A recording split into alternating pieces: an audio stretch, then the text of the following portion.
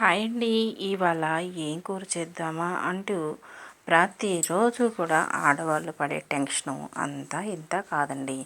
అటు ఆఫీసులకు వెళ్ళే వాళ్ళకి బాక్సులు కట్టాలి, స్కూల్కి వెళ్ళే పిల్లలకి బాక్సులు కట్టాలి, ఇంట్లో టయానికి టిఫిన్తో సహా అన్నీ చకచకా రెడీ అయిపోవాలి. ఏం చేయాలరా బాబు అంటూ తలప్రాణం అయితే మాత్రం ప్రతిరోజు తోక్కొస్తూనే ఉంటుంది. అయితే ఇవాళకి నాకు తోచిన రెసిపీ ఏంటి అంటే చకచకా 4 ఎండుమిర్చి తీసేసుకొని 2 టమాటాలు కట్ చేసుకొని పొయ్యి మీద బాండి పెట్టేసేసుకున్నాను. ఆ టమాటాలు ఎండుమిర్చి కలిపి చక్కగా ఒక 2 టేబుల్ స్పూన్లు ఆయిల్ వేసేసి దాంట్లోకి ఎండుమిర్చి అలాగనే టమాటా ముక్కలు వేసి కొంచెం లైట్గా ఫ్రై చేసుకున్నాను.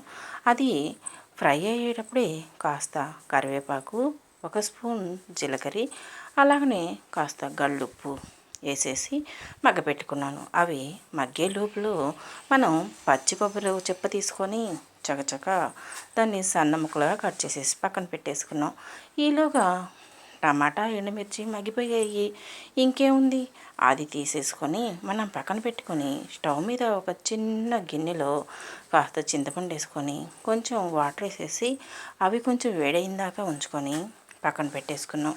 అయితే మనం వేయించుకున్న ఎండుమిర్చి టమాటా అలాగే ఈ చింతపండు చల్లారేలోపు మరొక రెసిపీ రెడీ చేసేయాల్సిన పని వచ్చేసింది.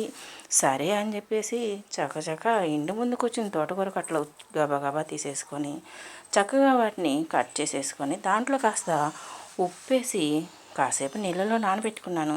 అది నానే లోపల టమాటా, పచ్చిమిర్చి, ఉల్లిపాయ కట్ చేసేసుకొని ఈ తోటకూర కూడా కుక్కర్లో పెట్టేసి కాస్త చింతపండు వేసి లైట్గా దానికి సరిపడా వాటర్ పోసేసుకొని 2 విజిల్స్ వచ్చేంత వరకు పొయ్యి మీద పెట్టేసుకున్నాను. ఆ విజిల్స్ వచ్చే లోపల ఇది చల్లారిపోయేసరికల్లా కొబ్బరి పచ్చడి చట్నీ వేసేద్దామని చకచక మిక్సీ జార్ తీసుకొని అందులో 4 ఎల్లిపాయలు తగిలిచ్చేసేసి చల్లారిపోయిన చింతపండు కూడా కలిపేసుకొని మిక్సీ పెట్టేశాను.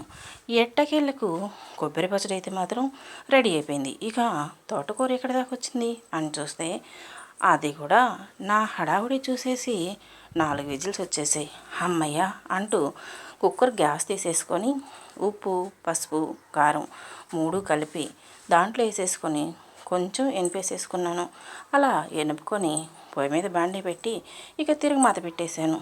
అంతే, అమ్మయ్య ఈ రోజుకైతే మాత్రం వంటల సెక్షన్ పూర్తయిపోయిందిరా బాబు అనిపించేసింది.